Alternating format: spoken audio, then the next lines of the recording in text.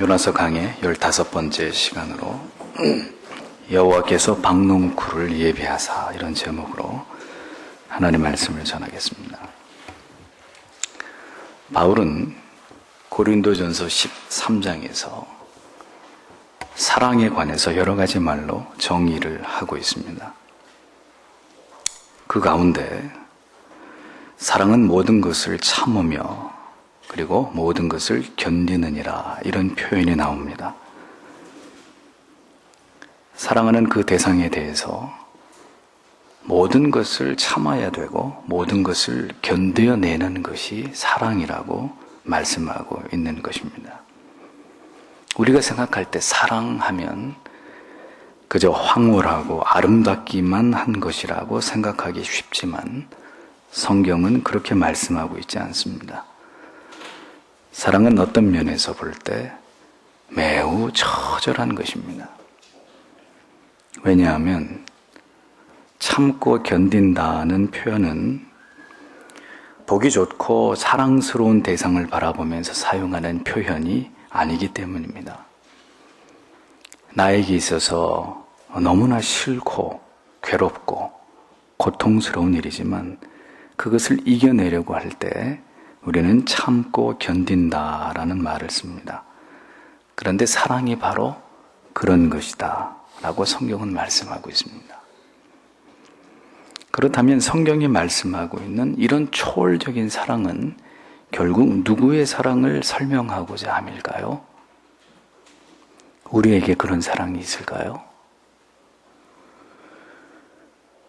고린도전서 13장에서 이야기하는 사랑의 속성과 성품들은 모두 죄인을 향하신 하나님의 위대하신 사랑을 이야기하고 있는 것입니다.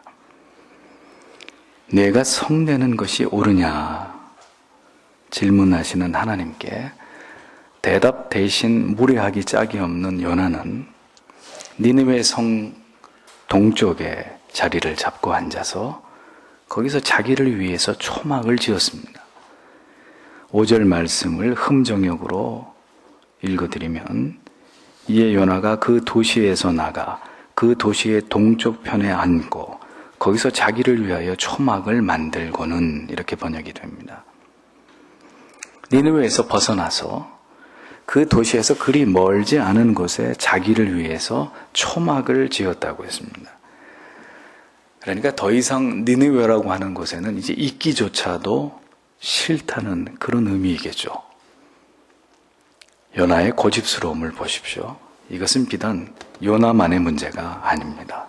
우리 모두의 문제, 나의 문제라는 것입니다. 이런 요나의 행동이 의도하는 바가 무엇일까요? 더 이상 한시도 이곳에 머물고 싶지 않은데, 또 한편 그렇게도 미워하고 증오하는 니느웨가 어떻게 되는가 두고 보자 하는 그의 심사를 보여주고 있는 것입니다. 정말 하나님께서 저들을 심판하실지, 아니면 유보하셨던 심판을 다시 마음을 바꾸어서 니느웨 사람들에게 행하실지, 심판을 행하실지 행하지 않으실지를 결국 자신의 눈으로 이 모든 것을 확인하고 싶은 마음이 요나에게 있었다는 것입니다. 그러하기에 그는 니느웨 성에 머물러 있거나 완전히 그곳을 떠나서 멀리 떠나버린 것이 아니라 니느웨에서 벌어지는 모든 상황들을 관망하기 좋은 장소에서 그는 진을 치고 있고자 했던 것입니다. 이제 그는 완전히 사명의 자리에서 물러나 투덜거리는 구경꾼이 되어 있었습니다. 하나님을 향한 불평과 원망은 결국 그를 구경꾼으로 만들어버렸습니다. 결국 자신의 뜻대로 모든 것이 되지 않자 그는 이제 한 발짝 물러나서 이제 무슨 일이 벌어지는지를 아주 불편한 심정으로 그것을 구경하는 신세로 완전히 전락해버린 것입니다. 하나님의 종, 선지자가 말입니다. 지금 여러분이 있는 자리도 현실의 불만을 품은 구경꾼들이 앉는 그런 관람석이 아닌지를 생각해 보십시오. 세상이 돌아가는 모든 일에 대해서 언제나 못마땅한 눈으로 뒤로 저만치 물러나서 그저 비관적인 방관의 자세를 취하는 그런 일들이 여러분들의 삶에 익숙해지지는 않은지를 돌이켜보시라는 말이죠. 인생이란 무대 위에서 마음껏 하나님께서 부여하신 시간과 그리고 우리에게 부여하신 여러 재능들, 인생의 올바른 목적과 사명을 따라서 사는 일만 해도 인생이 빠듯한데, 그렇게 하나님의 영광을 위해서 살아가야 될 성도들이 그 모든 것에서 벗어나서 성도라는 이름에 어울리지 않는 옷을 입고 어울리지 않는 삶을 살면서 하나님의 마음을 아프시게 하는 자리에 혹시 우리가 내려가 있는 것은 아닌지를 생각해 볼 필요가 있다는 것입니다. 하나님의 마음이 머물고 있었던 큰 성읍 니느웨와 그 성읍의 사람들에 대해서는 일말의 사랑도 긍휼히 여기는 마음도 없었던 요나가 그 자신을 위해서는 지금 초막을 짓는 열심을 보여주고 있습니다. 인간은 모두 이기적인 본능을 가진 부패한 존재에 지나지 않는 것입니다. 니느웨의 수많은 영혼들이야 어찌 되었건 간에 지금 요나에게 중요한 것은 오직 자기 자신일 뿐이었습니다. 사명은 생각하지 않고 그저 자기만을 생각하는 옹졸함, 자신을 알아주지 않는 것에 대한 노골적인 불만을 오만무례하게도 요나는 이런 방식으로 하나님께 드러내고 있었던 것입니다. 결국 하나님을 사랑한다고 하지만 인간은 자기 자신에 대한 집착과 지독한 자기 사랑을 가진 그런 이기적인 존재일 따름인 거예요. 하나님도 자신의 생각대로 움직이고 싶어하는 이 인간의 끝없는 무지와 어리석음을 볼 때 그와 극명한 대조를 이루시는 하나님의 무한하신 자비와 긍휼과 사랑, 무죄한 자녀를 향해 오래 참으시는 그 아름다우신 하나님의 성품이 이 요나서 속에 더 찬란하게 빛을 발하고 있을 따름입니다. 요나를 보십시오. 이것이 바로 죄인들의 모습입니다. 우리 자신의 모습이에요. 자기 자신의 허물과 자질에 있어서 부적합하거나 부적격함에 대해서는 철저하게 관대하면서 다른 사람의 허물과 실수와 죄에 대해서는 날카롭게 정죄하고 비난하고 매정하게 판단해버리는 이런 모습이 바로 죄 아래 부패한 인간의 본성이라는 것입니다. 본문은 이어서 마침내 그 도시가 어떻게 되는지 보려고 그 밑에 그늘에 앉았더라 이렇게 적고 있습니다. 자신이 보기에 악하다고 판단한 니느웨, 아무 일도 일어나지 않는 것에 대해서, 아니 그들이 극적으로 회개를 하고 회심하라고 돌이킨 것에 대해서 요나의 마음은 기쁘고 감사한 것이 아니라 심히 그 마음이 불편했던 모양입니다. 내가 포기했고 그래서 내가 판단하기에 멸망받아야 마땅했던 니느웨였기 때문에 지금 그곳에서 일어나고 있는 모든 일들, 요나에게는 결코 즐겁고 기쁜 일이 아니었다는 것입니다. 자기가 생각한 대로 니느웨 사람들은 회개하지 않고 결국 하나님의 심판을 받아서 니느웨는 잿더미가 되었어야 되는데 그렇게 되지 않은 것에 대해서 요나는 심히 원통해하고 있었던 거죠. 그 고집이 여전히 요나를 지배하고 있었던 것입니다.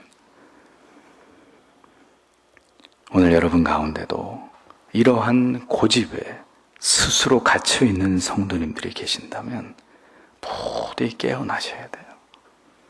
거기서 벗어나셔야 됩니다. 나를 내어쫓아 어디 저놈의 회사가 잘 돌아가는지 두고 보자. 감히 당신이 나를 이렇게 대우를 해? 나를 이렇게 무시해? 어디 너 한번 잘 되나 두고 볼 일이다. 내 의견을 묵살하다니. 어디 이번 프로젝트가, 이번 계획이 어디 잘 되는지 내가 한번 지켜볼 것이다. 잘 되든 말든 나는 이제 그 일과는 상관없는 사람이다. 이러한 마음은 성도가 품어야 될 마음과 생각이 결코 아닌 것입니다. 이러한 옹졸한 고집과 삐뚤어진 마음을 고쳐야 되는 거예요.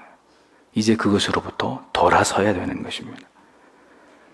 우리의 그 좁은 생각에 비해서 하나님께서 가지고 계신 계획과 생각은 결코 비교할 수조차 없는 것입니다. 조금만 지나면 알 수 있어요. 조금만 시간이 더 지나가면 하나님의 뜻이 무엇이었는지, 무엇을 깨닫게 하시려고 그렇게 하셨는지를 하나님이 가르쳐 주신단 말입니다. 깨닫게 해주신단 말이죠. 넓고도 오묘한 하나님의 마음, 그분의 의도를, 그분의 심오한 진리의 세계를 우리가 알 수 없다고 해서 하나님과 맞서는 일이 가당한 일이겠습니까? 신앙이 무엇입니까? 신앙은 무지에 대해서 눈을 떠가는 것입니다. 내가 아는 것에 집중하는 것이 아니라 내가 미처 몰랐던 것, 더 깨달아 가야 하고 발견해 가야 하고 새롭게 변화되어야 되는 것에만 집중하는 것이, 그것이 신앙입니다. 내가 얼마나 많은 것을 알고 있는가에 관해서 집착하고 이것을 중요하게 여기게 되면 그 성도는 언제까지나 교만해질 수밖에 없습니다. 나는 다 알고 다른 사람은 다 모른다고 생각하기 때문에. 성숙한 신앙은 세월이 흘러갈수록, 신앙의 연륜이 더해갈수록 내가 얼마나 많은 것을 모르고 있었던 바보였는지를 깨달아가는 것입니다. 그것이 겸손한 신자인 것이죠. 요나의 태도는 정당한 것이었을까요? 이런 그의 태도는 하나님 앞에서 무엇을 의미하는 것이었을까요? 어디 한번 해보실 테면 해보시라는 겁니다. 내가 이 자리에서 다 보고 있을 테니까 정말 하나님의 뜻이 무엇인지 한번 보여주시라는 그런 의도입니다. 요나는 지금 하나님을 시험하고 있었던 것입니다. 어디 그렇게 하시나 그렇게 하시지 않나 두 눈으로 똑똑히 확인하고 싶었던 것입니다. 성도 여러분, 우리의 뜻대로 되지 않으면 다 틀린 것입니까? 우리가 옳고 하나님께서 틀리신 분이십니까? 하나님께서 틀리실 수 있다는 것을 요나는 초막을 짓고 이것을 지켜보는 행위를 통해서 하나님께 무언의 시위를 지금 하고 있었다는 거예요. 어리석은 인간은 그렇게 자기를 위해 초막을 지을 뿐입니다. 아무리 거창한 대의 명분을 세워도 결국 자기 사랑의 이기적인 한계와 범위를 벗어나지 못하는 그런 존재가 타락한 죄인들일 뿐이에요. 하나님을 위한다고요? 모두 다 나를 위한 것이 아니라 하나님의 영광을 위한 일이라고요? 정말 그럴까요? 결국은 자기 자신 때문입니다. 우리가 가지고 있는 원초적인 자기 사랑 때문입니다. 이러한 완고한 자기가 깨어지지 않고는, 자신의 생각이 포기되지 않고는 진정한 의미에서 신앙의 출발이라는 것은 있을 수 없는 것이고, 비약적인 신앙의 성장과 성숙은 그런 영혼 가운데서는 일어날 수 없는 일들입니다. 인간의 영원한 관심은 결국 자기 자신일 뿐입니다. 결국 자기를 사랑하기에 하나님의 뜻까지 때때로 우습게 여기게 되는 것입니다. 오늘 우리 안에 이 요나와 같은 고집스러움과 무지가 없는지를 생각해 보십시오. 여러분들이 옳다고 믿는 것만을 곧게 붙들고, 설령 그것이 하나님의 뜻이 아니라 할지라도 절대로 포기하지 않으려고 하는 그 우직하리만큼 무지한 고집이 요나를 닮은 것은 아닌지를 생각해 보셔야 합니다. 요나는 지금 하나님께 시위 중이었습니다. 어떻게 저런 악한 자들을 멸하지 않고 용서하시고 용납하시겠다는 것인지 도무지 하나님의 뜻을 그는 이해하지 않으려 하고 있었습니다. 요나는 그 상황에서 고작 자기 자신을 위해서 초막을 지을 뿐인 그런 나약하고 이기적인 존재, 고집스러운 존재일 따름이었습니다. 자신을 위해서 초막을 지을 수 있는 사람이 니네웨 백성들의 마음에 하나님이 거하실 처소는 마련할 수 없었다는 말입니까? 인간은 언제든지 그래서 자기 자신에 관해서는 관대하고 철저하게 이기적인 존재일 수밖에 없는 것입니다. 제일 사랑하는 것이 바로 자기 자신이란 말이에요. 젊은 연인들이 서로에게 목숨 바쳐 사랑하겠다고 맹약을 합니다. 하지만 그것도 따지고 보면 왜 그렇게 사랑한다고 나와 결혼해달라고 이야기할까요? 혼자 외롭게 처절하게 고독 가운데 살아가는 것이 끔찍하게도 싫기 때문입니다. 철저한 자기사랑, 자기사랑. 우리는 머리끝부터 발끝까지 이 자기애에 철저하게 둘러싸여 있는 존재들이란 말이죠. 이것이 거듭나지 않은 사람들과 신앙이 성숙하지 못한 사람들의 가장 두드러진 특징입니다. 자기만을 생각하는 것. 사람의 말로 듣지 마시고 여러분들을 향한 하나님의 마지막 당부로 들으십시오. 요나가 기대했던 것은 아마도 니느웨 사람들의 회개는 단지 일시적인 것에 지나지 않을 것이고 결국 그들은 다시 악을 행할 것이고 그렇게 되면 하나님의 심판을 피할 수 없을 것이라는 그 기대를 그는 아직도 버리지 못했습니다. 요나는 어떻게 보면 처음부터 그렇게 왜곡된 관점으로 니느웨의 문제를 보고 있었는지 모릅니다. 우리의 어리석고 무지함의 끝은 어디일까요? 혹시 우리도 이런 삐뚤어진 관점으로 하나님의 관점이 아닌 나의 관점, 인간의 관점, 잘못된 관점으로 모든 것을 바라보고 판단하고 있는 것은 아닌지를 생각해 볼 필요가 있습니다. 여러분의 관점에서 여러분들의 뜻대로 모든 것이 되지 않을 때 하나님을 향해서 고개를 드는 반감, 그것은 요나의 그것과 결코 다르지 않는 것이라는 겁니다. 어떤 감정이든지 어떤 주장과 고집이든지 그것이 하나님을 기쁘시게 하는 것이 아니라면 이제 여러분들은 그 고집을 꺾고 잘못된 기대를 포기해야 합니다. 왜냐하면 하나님은 절대로 포기하는 분이 아니시기 때문이죠. 이제 하나님께서 나서실 차례입니다. 하나님께서는 사랑하는 종 요나를 깨닫게 하기 시작하십니다. 6절 말씀을 보면 주 하나님께서 박을 예비하시고 그것이 위로 올라가 요나를 가리게 하셨으니 이것은 그의 머리 위에서 그늘이 되게 하여 그를 고통에서 건지려 하심이었더라. 이렇게 적고 있습니다. 우리를 깨닫게 하시는 하나님의 방법을 보십시오. 그리고 인자하신 그 하나님의 설득의 과정을 보십시오. 하나님은 절대로 우격다짐식으로 우리에게 항복을 받아내시는 분이 아니십니다. 하나님이 그렇게 하시지 않는 것은 그분이 힘이 없기 때문이 아닙니다. 사랑 때문이죠. 사랑하는 자신의 택하신 백성을 향한 하나님의 사랑 때문입니다. 사랑은 그 사랑하는 대상 앞에서 한없이 약해지는 속성을 가지고 있다고 말씀을 드렸습니다. 하나님께서는 결코 하나님께서 버리시기로 작정하신 불택자들을 향해서는 그러한 모습을 보이신 적이 없으신 분이십니다. 그들의 죄에 대해서는 하나님은 언제든지 즉각적이시고 단호하게 일벌백계로 다스리시던 그런 하나님이셨습니다.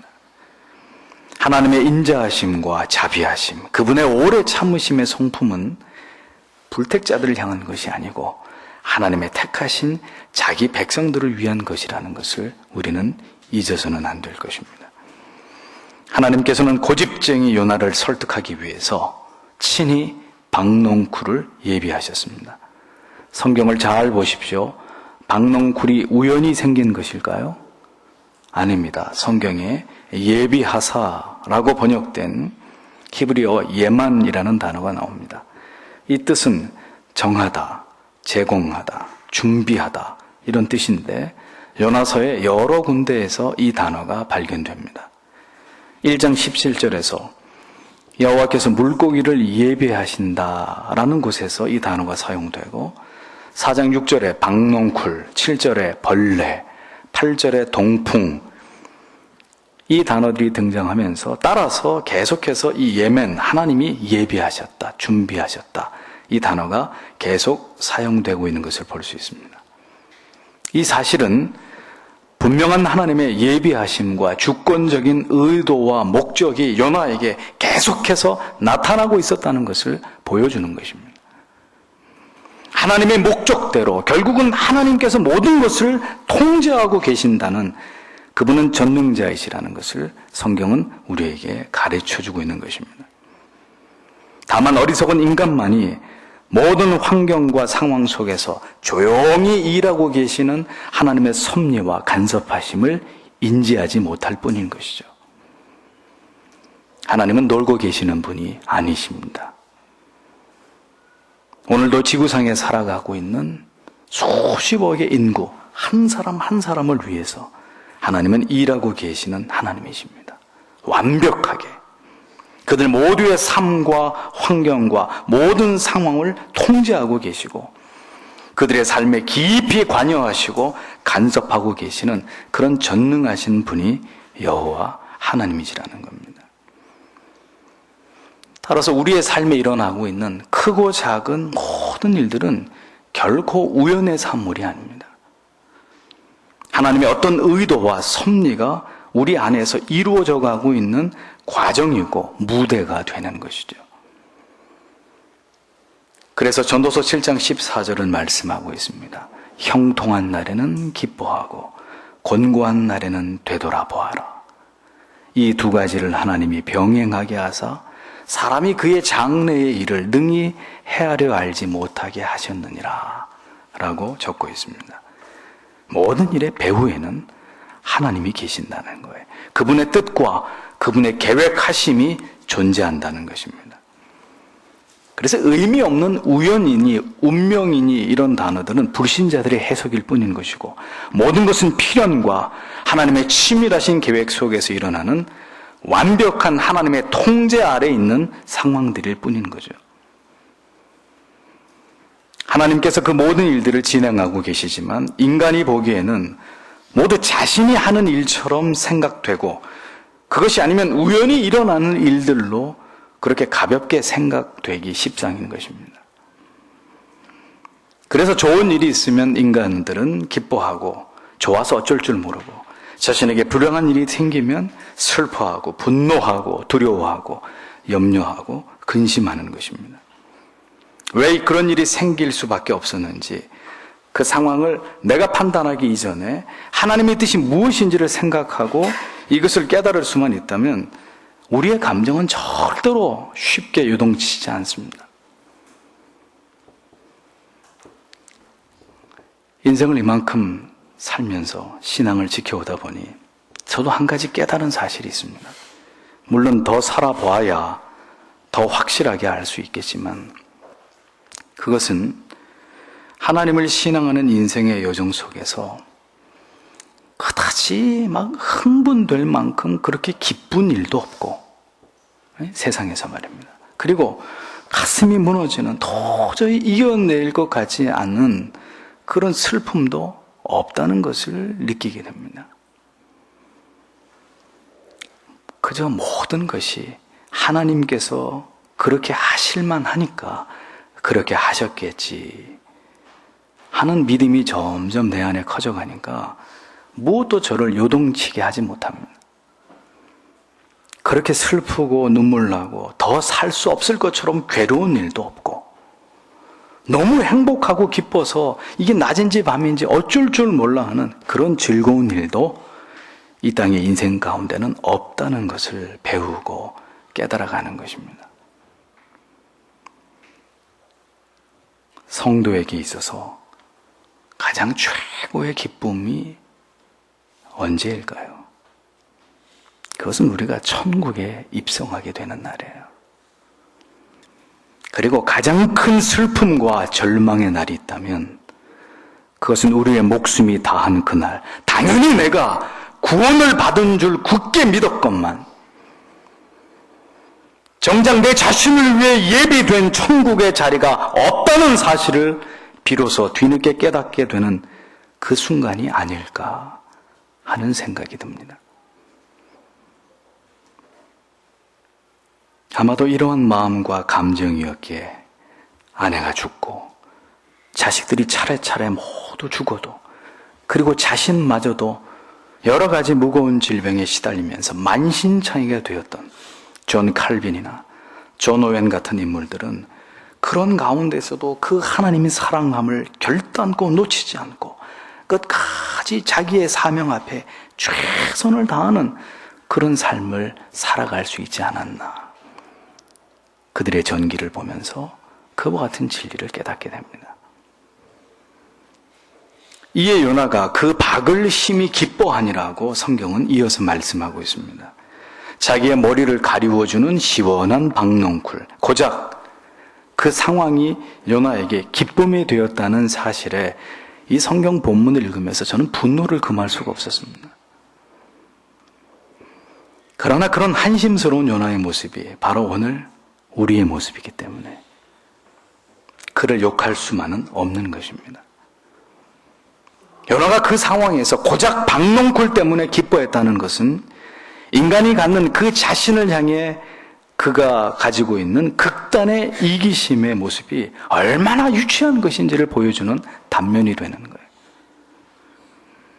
자기를 위해서 초막을 짓고, 그리고 의도하지 않았지만 그 초막에 그늘을 만들어준 고작 박넝쿨을 보고 성경은 크게 기뻐하고 라고 말합니다. 크게 기뻐하고 있었다.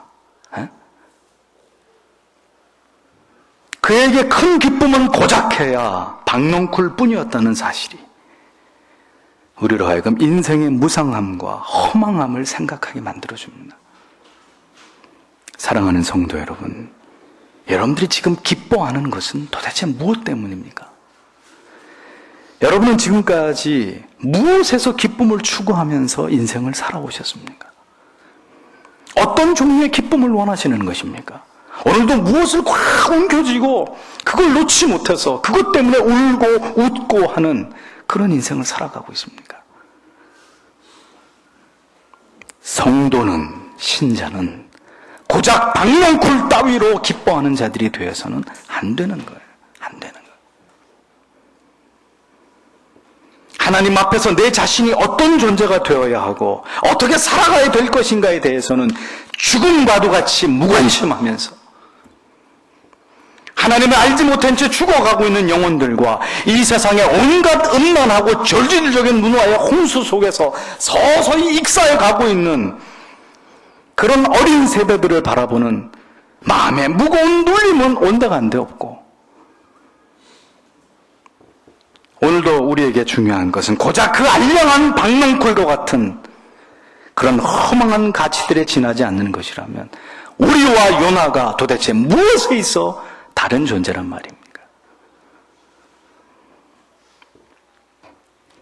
영생을 꿈꾸는 자들이 이 세상을 살아가면서 그들이 꿈꾸는 것, 추구하는 것이 고작 더 좋은 환경, 더 편안하고 안락하고 더 넉넉하고 풍요로운 것만이 전부라면 우리가 꿈꾸는 천국은 과연 어디 있다는 말입니까? 잠언 23장 4절 5절에서 부자 되기에 힘쓰지 말고 내 사사로운 지혜를 버릴지어다. 내가 어찌 허무한 것에 주목하겠느냐. 정령이 재물은 스스로 날개를 내어 하늘을 나는 독수리처럼 날아가리라 라고 말씀하고 있습니다. 고작 박넝쿨에 크게 기뻐하고 있는 요나, 때때로 피곤한 인생길에서 하나님의 위로하심이 없는 것은 아닙니다. 왜냐하면 오늘 본문에도 그를 고통에서 건지려 하심이었더라 라고 박농쿨을 요나에게 예비하신 하나님의 의도가 성경에 분명히 나타나 있잖아요. 이 얘기는 오늘 여러분에게 무엇이 필요한지 하나님께서 이미 다 알고 계신다는 겁니다. 그렇게 박농쿨 따위로 일희일비하지 않아도 될 만큼 하나님은 여러분들에게 무엇이 필요한지, 무엇을 지금 여러분들에게 주었을 때 여러분들이 행복해 할 수 있는지를 하나님은 다 알고 계신다는 거예요. 다만 그 모든 것을 받을 준비가 되어 있을 때 그것은 항구적으로 여러분들에게 허락되는 은혜요, 축복일 수 있고, 만약 여러분들이 그것을 받을 준비가 되어 있지 않다면 여러분들에게 허락된 것이 무엇이든지 간에, 그것이 재산이든 여러분들의 자녀이든 건강이든 무엇이든 간에 그것을 끝까지 지켜낼 수 없을 것이라는 사실도 여러분들은 기억하셔야 합니다. 왜냐하면 하나님께서는 값없이 베푸시는 은혜로 오늘 우리에게 필요한 것을 채워주시기도 하시는 분이시지만, 또 한편 그것에 영원토록 안주하지 못하도록 다시 그것을 취해 가시기도 하시는 분이시기 때문입니다. 그래서 신자의 본질적인 기쁨은 오직 하나님, 그분뿐이어야 되는 것입니다. 하나님께서 여러분들에게 무엇인가를 주실 때만이 그분이 여러분들에게 하나님 되실 수 있다는 사실을 하나님은 절대로 용인하시는 분이 아니시란 말이에요. 그래서 주시기도 하고 취하시기도 하시는 거예요.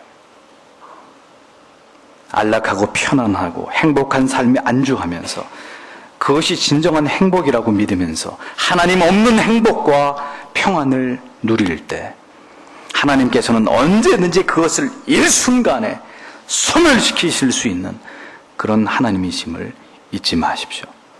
눈에 보이는 것은 다 잠깐이고 보이지 않는 영원한 것에 여러분들의 마음과 시선을 돌리기 위한 하나님의 섭리가 오늘도 우리의 인생 가운데 임하고 있다는 것을 기억하시기를 바랍니다. 박농쿨을 요나를 위해 예비하셨던 하나님께서 다시 무엇을 예비하시는지를 보십시오. 7절에 그러나 하나님께서 그 다음날 아침에 아침 이를 때에 벌레 한 마리를 예비하사 그것이 박을 쳐서 시들게 하시니라고 기록하고 있습니다. 요나가 박농쿨 때문에 기뻐할 수 있었던 시간은 고작 하루뿐이었습니다. 하루 만에 요나를 크게 기쁘게 해주었던 박농쿨은 벌레 한 마리의 아침 식사가 되어버렸습니다.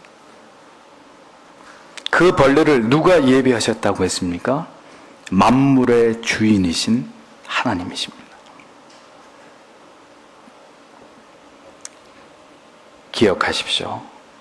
지금 여러분 눈앞에 보이는 모든 희소의 가치들은 여러분들을 행복하게 하고 그래서 그 행복이 영원할 것 같아도 그 모든 것들을 하나님이 취하시기로 마음먹으시면 하루 만에 모든 것들을 다 완전하게 허망하게 사라져버리게 될 것들이라는 것을 여러분은 한시도 잊어서는 안 됩니다.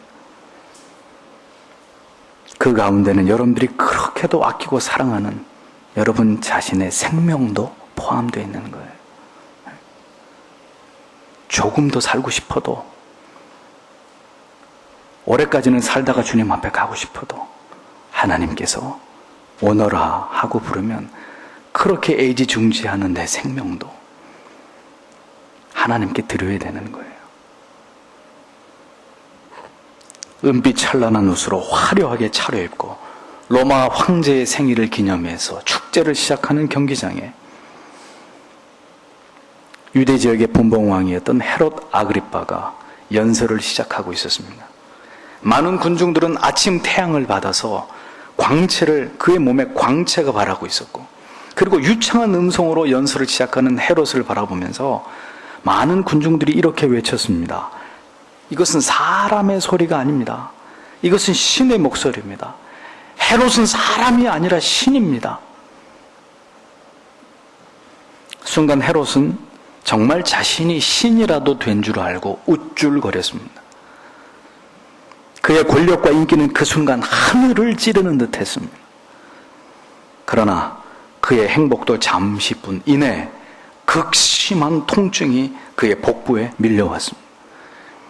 유대의 역사가 요세푸스는 딱 5일 후에 헤롯이 벌레에 먹혀서 비참한 죽임을 당했다고 그의 역사책에 기록을 해놓았습니다. 성도 여러분, 이 세상이 무엇입니까? 인생이 다 무엇이란 말입니까? 돈, 건강, 아름다운 외모, 젊음, 명예, 그런 것들이 다 무슨 소용입니까? 모두 다 하루아침에 있다가 사라져버릴 박농쿨같이 가치 없는 것들이에요. 하나님께서 여러분들의 생명을 연장해 주셨기 때문에 아무런 사고 없이 여러분들이 여기까지 살아올 수 있었음을 여러분들은 믿으시나요? 여러분들의 자녀와 재산을 하나님께서 오늘까지 지켜오셨다는 사실을 확신하고 계십니까? 있게도 하시고 없게도 하시고 주시기도 하시고 주신 것을 다시 거두어 가시기도 하시느니 그가 누구이십니까? 바로 전능하신 하나님, 이 온 우주의 주권자이십니다. 로마서 11장 36절에 이는 만물이 주에게서 나오고 주로 말미암고 주에게로 돌아갑니다. 그에게 영광이 세세에 있을지어다. 아멘이라고 말씀하고 있습니다. 영원한 것은 오직 하나님의 말씀과 그분 자신일 뿐이라는 거죠. 하나님의 주권적인 뜻과 계획만이 영원할 뿐입니다. 여러분들이 사는 날 동안 주 앞에 온 마음을 다해서 하나님을 사랑한 것만, 그 사랑한 건 그것만큼 하나님 앞에서 가치가 있는 것이고 그것만이 영원할 뿐인 것입니다. 인생은 모두 박농쿨같이 허망한 존재일 따름입니다. 요나를 크게 기쁘게 해주었던 박농쿨이 그 새벽에 모두 벌레에 의해서 사라져버리잖아요. 영원한 것은 없습니다. 영원할 것이라고 우리가 믿고 싶을 뿐이지, 그래서 우리가 자꾸 속고 있는 것이지, 우리는 날마다 어리석은 꿈을 꾸고 있는 것이지, 하나님만이, 그 사랑만이 영원할 뿐이라는 것을 기억하시기 바랍니다. 눈앞에 박농쿨에 여러분들의 마음을 빼앗기는 어리석음을 버리십시오. 여러분들의 인생의 소중한 시간을 그런 것에 빼앗기고 허비해서는 안 됩니다. 여러분들이 붙잡고 있는 그것은 결코 영원할 수도, 여러분들에게 진정한 기쁨을 줄 수 있는 것들도 아니라는 것을, 다 소멸되어 버릴 것이라는 것을 잊어서는 안 됩니다. 눈앞에 보이는 박농쿨, 그렇게 거기에 마음을 두어서는 안 돼요. 그것 또한 엄밀하게 말하면 여러분들의 것입니까? 우리의 것입니까? 아니에요. 누가 주시는 거예요? 하나님의 것이에요. 하나님의 것. 하나님께서 여러분들을 위해서 잠시 이 세상에서 허락하신 것들 뿐입니다. 이런 것들을 가지고 살아라. 이 사람을 만나서 이렇게 자식을 낳고 이 정도의 삶을 그렇게 살다가 오너라. 잠시 우리에게 허락하신 것들 뿐이에요.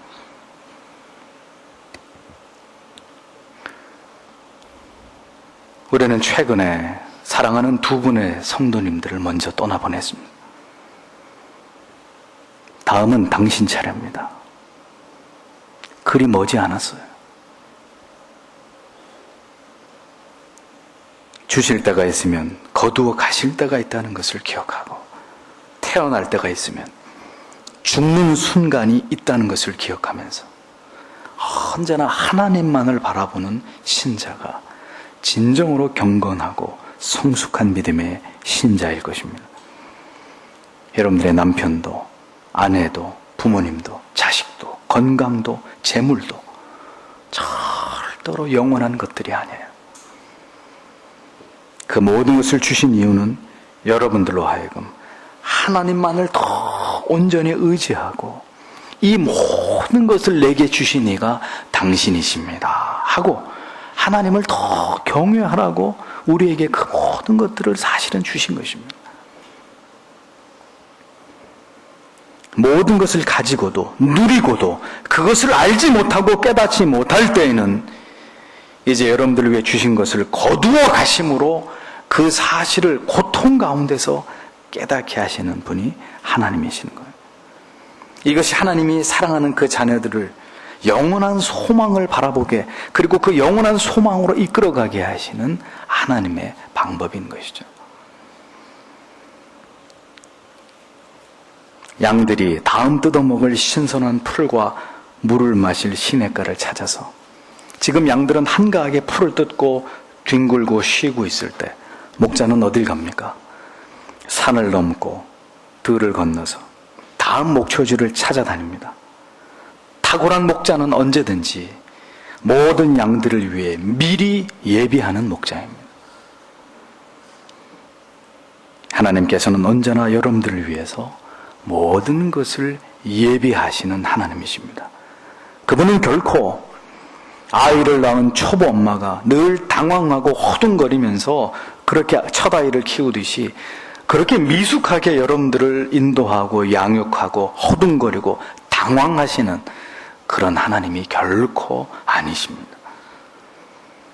언제나 여러분들에게 무엇이 필요한지를, 어떻게 깨닫게 할지를, 어떻게 설득할지를, 어떻게 설명하고 어떻게 믿게 하실지를 다 알고 계시는 하나님이십니다.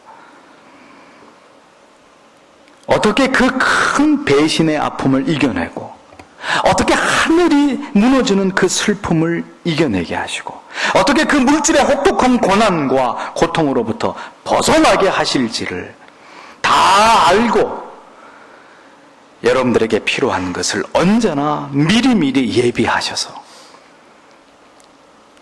때로는 여러분들이 말하지 않아도, 때로는 하나님 앞에 조용하고 하나님 앞에 절규할 때 하나님은 배고파 우는 아이에게 소들로 가슴을 풀어 젖을 먹이는 어미의 심정으로 우리의 필요한 모든 것, 그분이 우리를 위해 예비하신 것들을 우리에게 베풀어 주시는 그런 자상한 아버지가 되시는 것입니다. 고통을 주신 이도, 그 고통에서 벗어나게 하시는 이도, 영원을 바라보는 참된 소망으로 조용히 이 세상을 떠나 주님의 품에 안기게 하시는 분도 모두 하나님이십니다. 박넝쿨 하나에 목을 매는 요나, 그것이 바로 오늘 우리의 모습, 인생의 군상들인 것입니다. 박넝쿨도 벌레도 모두 다 고집스럽고 무지한 요나를 설득하기 위해서, 그의 마음을 돌이키게 하기 위해서 하나님께서 예비하신 것들이었습니다. 그렇게까지 하시면서 오늘도 우리를 깨우치시고 우리를 설득하고 계시는 영원히 사랑하고 경외할 하나님, 우리의 인생은 그렇게 하나님의 크신 섭리의 틀 안에서 오늘도 굴러가고 있는 것일 뿐입니다. 하나님의 선하시고 기뻐하시는 그 궁극의 계획을 향해서 말이죠. 사랑하는 성도 여러분, 그 하나님을 바라보십시오. 우리가 경외하고 사랑하는 그 하나님이 어떤 하나님이신지를 더 깊이, 더 세밀하게 알아가십시오. 그러면 더 풍성한 평안이, 기쁨이 여러분 모두에게, 여러분들의 영혼의 세포 하나하나에 그 풍성하심이 또렷하게 각인되어져 갈 것입니다. 하나님의 크신 은총이 여러분 모두에게 여러분의 남아있는 소중한 시간 속에 충만하게 부어지시기를 주님의 이름으로 축복합니다. 기도하겠습니다.